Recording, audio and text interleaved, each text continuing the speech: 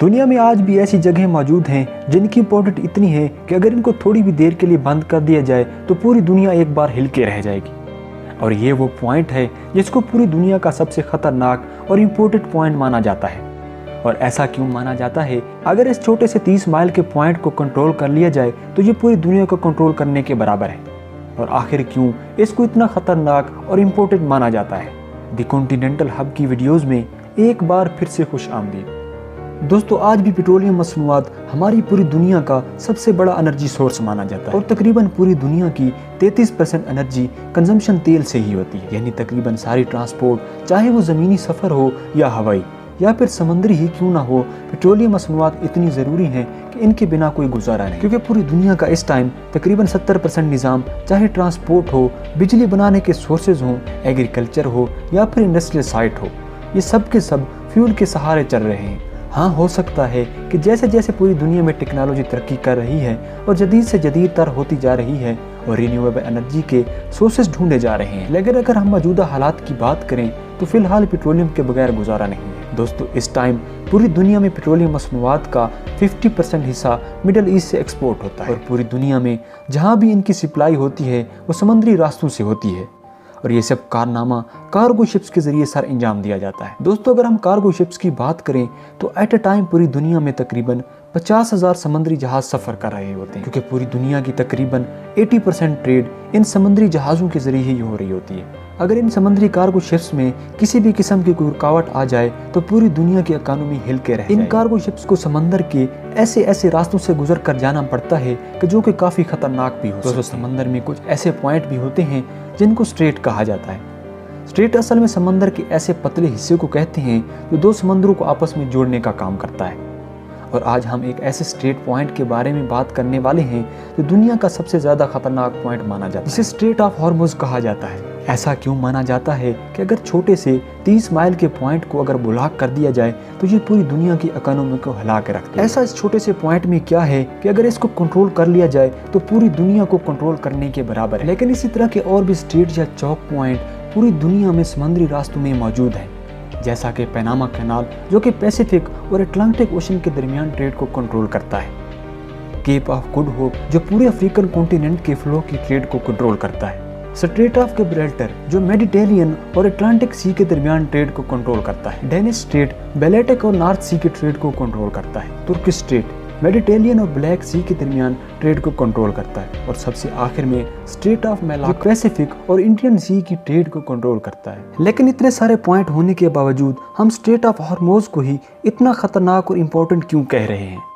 کیونکہ یہ point Persian golf اور گولف آف عمان کو آپس میں کنیکٹ کرنے کا واحد راستہ ہے، اور یہیں سے سمندری جہاز نکل کر پوری دنیا میں جاتے ہیں۔ پرشین گولف بہت ہی امپورٹنٹ جگہ ہے کیونکہ اس سے 7 ملک اپنی کوسٹ لائن شیئر کرتے ہیں، جس میں ایران، عراق، کویت، سعودی عرب، بحرین، قطر، UAE اور عمان شامل ہیں، جبکہ ان میں سے 4 ممالک کا پوری دنیا سے کنیکٹ کرنے کا صرف اور صرف یہی واحد راستہ ہے۔ جیسا کہ ہم بات کر چکے ہیں کہ ہماری پوری دنیا میں تیل کا تقریباً 50% حصہ مڈل ایسٹ ہی پروڈیوس کرتا ہے، لیکن دوستو بات ابھی یہی ختم نہیں ہوتی، بلکہ دنیا کی 50% نیچرل گیسز کے ریسورسز کے ریزرو بھی انہی 8 ملکوں کے پاس۔ کوئلے اور تیل کے بعد نیچرل گیس دنیا کا تیسرا سب سے بڑا انرجی کا سورس ہے۔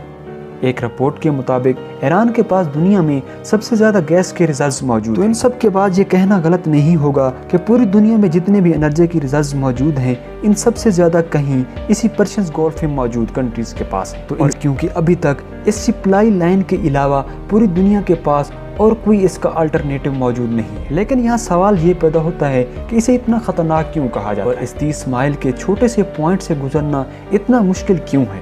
سب سے پہلے ہم بات کر لیتے ہیں کہ یہاں 8 ایسے آئی لینڈ موجود ہیں جن سے سمندری جہاز کو گزرتے وقت اوائڈ کرنا پڑتا ہے، اور ان میں سے 7 آئی لینڈ پر تو ایران کا قبضہ ہے، ان سارے ایریے پر ایران کا ہی قبضہ ہے۔ دوسرا سب سے بڑا مسئلہ، یہاں جو ایریا آپ دیکھ رہے ہیں یہ وہ ایریا ہے جہاں پانی اتنا گہرا نہیں ہے، यानी ये वो एरिया है जहाँ से ऑयल कार्गो का गुजरना तकरीबन नामुमकिन है। इस सब मुश्किल मरहले से गुजरने के बाद ये तेल ईस्ट एशिया की तरफ जाता है, जिसका 76% ऑयल तो सिर्फ 5 मुल्कों के पास जाता है, जिनमें से सबसे पहले आता है चाइना। चाइना दुनिया की सबसे बड़ी दूसरी इकोनॉमी है और पर्शियन गोल्फ से निकलने वाले तेल का तकरीबन 45% ऑयल चाइना ही इंपोर्ट करता है। इसके बाद नंबर आता है जापान का, जो दुनिया की तीसरी सबसे बड़ी इकोनॉमी है। तकरीबन 100% ही एनर्जी बाहर से इंपोर्ट करना पड़ती है, जिसका तकरीबन 80% हिस्सा इसी पर्शियन गोल्फ से इंपोर्ट करता है, और वो भी इसी पॉइंट्स इंडिया, जो कि पूरी दुनिया की छठी सबसे बड़ी इकोनॉमी है, और वो भी अपना तकरीबन 70% तेल और 50% गैस इसी पॉइंट से ही गुजार कर लाता है। साउथ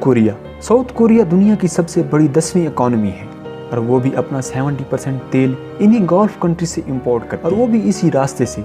तो हम ये कह सकते हैं कि अगर ये छोटा सा 30 माइल का पॉइंट किसी भी रीजन की वजह से ब्लॉक हो जाए तो ये सब की सब कंट्रीज हिल के रह जाएंगे, और इस गल्फ में मौजूद सब की सब कंट्रीज का सारा सोर्स ऑफ इनकम इसी तेल पर डिपेंड करता है, और वो भी बिल्कुल खत्म हो जाए। इसके बदले में पूरी दुनिया में इकोनॉमिकल क्राइसिस आ जाएगा, और इसी वजह से ये दुनिया का खतरनाक और इम्पोर्टेंट पॉइंट माना जाता है। इसलिए दुनिया के सारे बड़े बड़े मुल्क इस पॉइंट की निगरानी करते हैं। जैसे अमेरिका ने काफ़ी सारे यूएई, ओमान, इराक और सऊदी अरब में मिलिट्री बेसिस बनाई हुई है ताकि वो इस पॉइंट की निगरानी कर सके। जबकि दूसरी तरफ ईरान कई दफ़ा ये धमकी दे चुका है वो किसी भी वक्त इस पॉइंट को ब्लॉक कर सकता है।